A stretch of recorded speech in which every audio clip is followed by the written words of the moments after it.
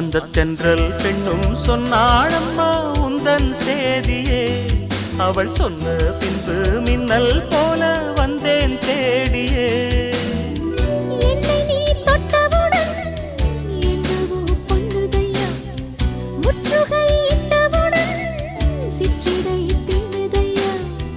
வெட்கம் விடுமோ அச்சம் விடுமோ தக்க துணைதான்